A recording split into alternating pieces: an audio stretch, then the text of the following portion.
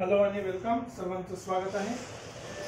काही दिवस video upload न करण्यामागे काही स्पेसिफिक रिझन तर नाही, फक्त पाऊस आणि लाईटचा प्रॉब्लेम होता। तर आपण जेईचे क्वेश्चन सॉल्व करतोय आणि रिसेंटली झालेल्या जेई ॲडव्हान्सचे काही क्वेश्चन बघूया, आपण सॉल्व करायचा प्रयत्न करूया आणि त्याच्या मागचा कन्सेप्ट समजून घेऊया। ठीक आहे, तर पहिला क्वेश्चन आहे आपला जेई पेपर 1 ॲडव्हान्स 2025 चा। ठीक आहे, क्वेश्चन आधी बाजून काय आहे तर क्वेश्चन मध्ये काय म्हटलं आहे की R is a set of all real number, म्हणजे सगळ्या व्हॅल्यू काय असल्या पाहिजे, रियल, पहिली इन्फॉर्मेशन। आणि ए आय बी आय हे 1 2 3 आयचं व्हॅल्यू बदलत राहते, म्हणजे A1 A2 A3 B1 B2 B3। आणि फंक्शनचे डिफाइन केले आहे ते F real number two real number केलेले आहे, एफ जी आणि एच। आता ही जनरल इन्फॉर्मेशन सांगायची गोष्ट काय आहे की जे काही आपले फंक्शन आहे एफ जी आणि एच हे रियल नंबरशी डिपेंडेंट आहे, म्हणजे इनपुट पण रियल नंबर आहे, आउटपुट पण रियल नंबर आहे, किंवा डोमेन कोडोमेन पण रियल नंबर, रेंज पण रियल नंबर। ठीक आहे, आता फंक्शन डिफाइन कसे केले, पहिलं फंक्शन आहे टू दी पॉवर 4 A1 मी बघू शकता, सेकंड फंक्शन आहे बी आणि तिसरं दिलं आहे एच ऑफ एक्स। तर हे फंक्शन मी विचारले आपल्याला,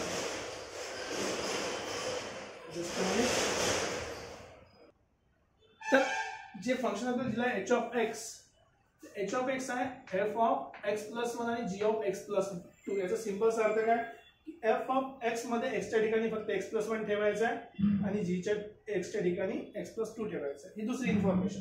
तिसरी इम्पॉर्टंट इन्फॉर्मेशन आपल्याला दिलेली आहे की F of X is not equal to G of X. आता याचा यूज कसा आहे बघा, की आपल्याला दिलं आहे F of X is not equal to G of X. आता दोन्ही फंक्शन आहे रियल नंबरशी रिलेटेड आहे, रेंज पण रियल नंबर आहे, त्याला आपण शिफ्ट करू शकतो। याला इकडे घेऊन आलो तर आपल्याला मिळालं F of X minus G of X is not equal to 0। आता एक पॉलिनॉमियलला दुसऱ्या पॉलिनॉमियलशी आपण सबट्रॅक्ट केला, आपण एक पॉलिनॉमियल आहे, हा आपण दुसरा पॉलिनॉमियल आहे। जर एका पॉलिनॉमियलला दुसऱ्या पॉलिनॉमियलमधून सबट्रॅक्ट केला, ऍड केला किंवा मल्टिप्लाय केलं तर जे आन्सर येईल ते पण काय राहणार आहे, पॉलिनॉमियल। आता जर polynomial is not equal to 0 याचा अर्थ काय की पॉलिनॉमियलचे कुठल्याही एक्सच्या व्हॅल्यूसाठी हे आन्सर 0 येणार नाही। जर 0 येत नसेल याचा अर्थ काय, there is no real roots. तो हा रूट्सचा क्वेश्चन झाला, एकदम सिंपल आहे बघा।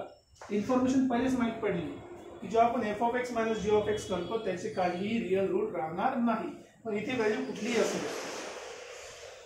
Right. F of X minus G of X is not equal to 0 म्हणजे याला रियल रूट नाही। तर आपण डायरेक्ट सॉल्व करून घेऊया इथे की बघा F of X minus G of X काय होते, F of X minus G of X. थोडं फास्ट आणि शॉर्टकट करतो बघा, सेम कोएफिशिएंट आहे, X to the power 4 X to the power 4 cancel होईल। इथे एक्स क्यूब जर कॉमन निघाला तर आपल्याला मिळाला a3 मायनस b3 आणि हा झाला एक्स चा power 3। Next plus a2 minus b2 x square, a2 minus b2 x square आणि 10 मायनस 3 हा झाला 7x प्लस 7x आणि last a1 minus b1। So basically हे जे इक्वेशन आहे F of X minus G of X this can not be equal to 0, म्हणजे याचे route राहणार नाही। आता बघा इथेच आपल्याला एक इन्फॉर्मेशन डोळ्यासमोर भेटून जाते, काय डोळ्यासमोर भेटली इन्फॉर्मेशन की हे इक्वेशन आहे क्यूबिक। इक्वेशन कसं आहे, क्यूबिक आहे, समजून घ्या। इक्वेशन काय आहे, क्यूबिक आहे। तर क्यूबिक इक्वेशन मध्ये रियल रूट म्हणजे याचे रियल रूट आहेच नाही, म्हणजे यातल्या पैकी बघा जेव्हा क्यूबिक इक्वेशन असते त्याचा अर्थ काय की मॅक्सिमम पॉसिबिलिटी काय की तिन्ही रूट काय असले पाहिजे, रियल असले पाहिजे, किंवा 2 इमॅजिनरी आणि 1 रियल हे पॉसिबिलिटी आहे। तिन्ही इमॅजिनरी होऊ शकत नाही पॉलिनॉमियल मध्ये। तर जर 2 इमॅजिनरी पकडले आपण रूट आणि 1 रियल पकडला तर ही व्हॅल्यू काय असली पाहिजे, रियल असली पाहिजे कोणत्या तरी केससाठी। तर हे जर रियल व्हॅल्यू असेल त्याचा रूट निघाला पाहिजे। आता सांगितलं की रियल रूट आहे म्हणजे याची व्हॅल्यू रूट निघायला पाहिजे। मग रूट तर आहे नाही म्हणते, कारण की नो रियल रूट म्हटलंय आपण। पण जर याचा रूट नाही आहे याचा अर्थ की हा पूर्ण कोएफिशिएंट जो आहे हा कोएफिशिएंट किती असला पाहिजे, 0। a3 मायनस b3 आपल्याला काय मिळालं, 0। ही पहिली इन्फॉर्मेशन। परत एकदा एक्सप्लेन करतो, बरोबर लक्ष द्या काय म्हटलंय आता की F of X minus G of X कधी 0 होणार नाही, याचा अर्थ की याचा कुठलाही रूट नाही। ओके ठीक आहे, मग मी याला सॉल्व केलं। आता जर याचा रूट नाही आहे आणि माझं इक्वेशन क्यूबिक आहे तर एक तर 2 इमॅजिनरी असतील तर 1 रियल असणार आहे।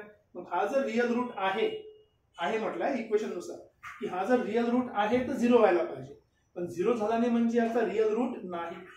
जर रिअल रूट नाही म्हणजे ही व्हॅल्यू काय असायला पाहिजे 0. कारण की 2 इमॅजिनरी किंवा 2 रिअल राहू शकते क्वाड्रॅटिक मध्ये, तिथे काही प्रॉब्लेम नाही. 2 इमॅजिनरी 2 रिअल रूट काही प्रॉब्लेम नाही. तर तिसरी जी व्हॅल्यू आहे ती रिअल रूट नाही आहे, याचा अर्थ ही व्हॅल्यू काय कोएफिशियंट 0 आहे. राईट, ही व्हॅल्यू काय कोएफिशियंट 0 आहे. एक इन्फॉर्मेशन भेटली. आता दुसरी इन्फॉर्मेशन कुठली आहे आपली h ऑफ x ची. तो h ऑफ x काढूया. So h of x equals to f मध्ये, चल ठीक आहे, f मध्ये लिहून टाकतो मी आधी, व्हॅल्यू पुट करतो direct. So a1 plus 10 times x plus 1 a2 x plus 1 चा square plus a3 x plus 1 चा क्यूब प्लस x प्लस 1 चा पॉवर 4. हे झालं आपलं h of x minus f of x minus x minus 2 वाला असलं पाहिजे. ठीक आहे, no problem. So b1 plus 3 times x plus 2 minus नाही प्लस 2 आहे plus b times x plus 2 चा होल स्क्वेअर, सॉरी b2 आणि b3 टाइम्स x प्लस 2 चा पॉवर 3 प्लस x चा पॉवर 4. ओके, किंवा x प्लस 4 चा, सॉरी x प्लस 2 चा power 4. Okay, no problem. आता इथे आपल्याला विचारलंय कोएफिशियंट ऑफ x चा क्यूब. ठीक आहे, x चा क्यूबच बघू, बाकी बघायची काही गरज नाही.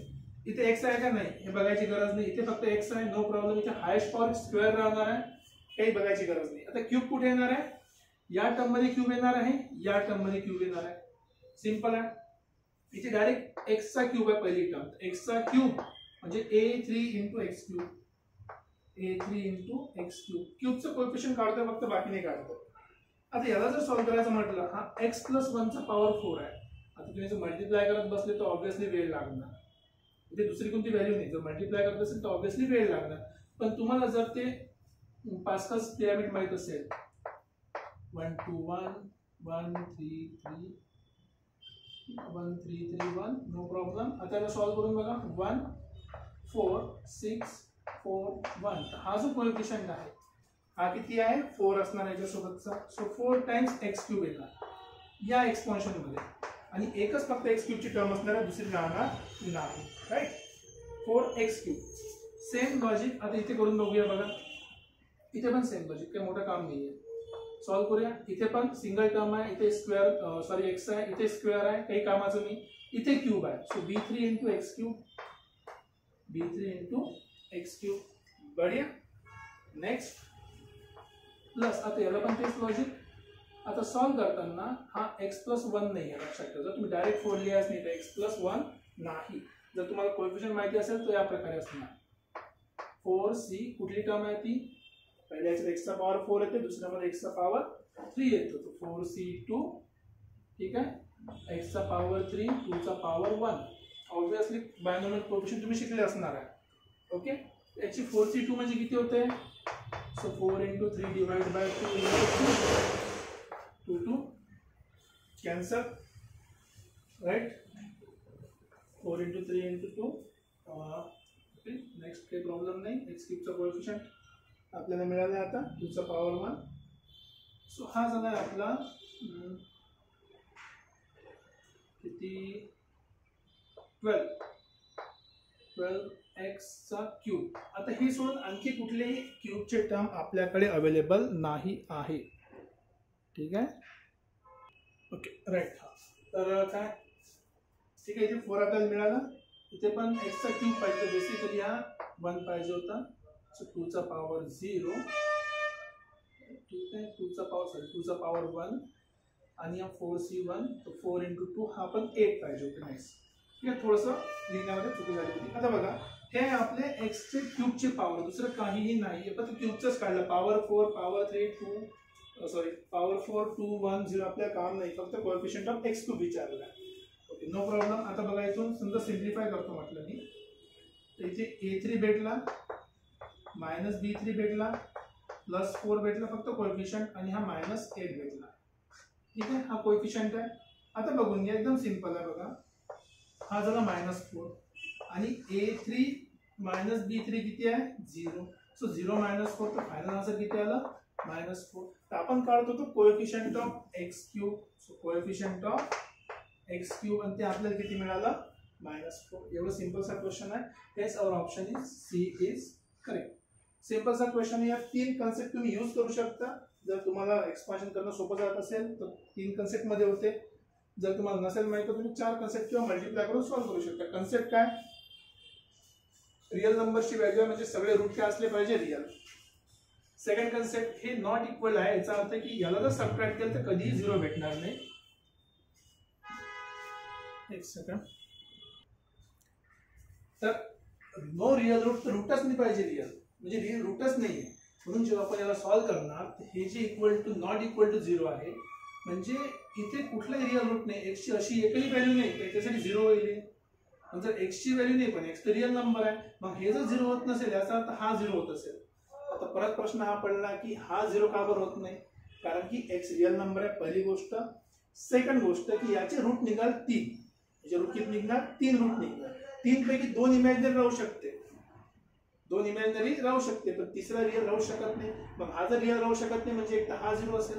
मग हा जर आपण 0 लिहिला तर हे पहिलं इक्वेशन मिळालं. आणि दुसरं इक्वेशन ऑब्विसली दिलेली कंडिशन आहे ते पुट केलं आपण. यातले फक्त आपण एक्स क्यूबचे कोएफिशियंट लिहिले आणि आन्सर लिहिलं. एक्स क्यूबचे कोएफिशियंट काढायची 2 टेक्निक आहे. जर तिथे +1 असेल, परत सांगते जर +1 असेल, जसं इथे +1 होतं तर तुम्ही पास्कल्स ट्रायंगल यूज करा. +1 नसेल तर बायनॉमियल एक्सपान्शन करा. हे बायनॉमियल एक्सपान्शन इथे अप्लाय केलं आहे. तिथे पण लिहिताना चुकी करू नका. माझ्याकडून लिहिताना चुकी झाली होती, मी पुढची टर्म लिहिली होती स्क्वेअर वाली. राईट. अशा प्रकारे आपल्याला आन्सर मिळाला आहे C -4. ओके. तर भेटूया परत नेक्स्ट क्वेश्चन मध्ये नेक्स्ट कन्सेप्ट सोबत.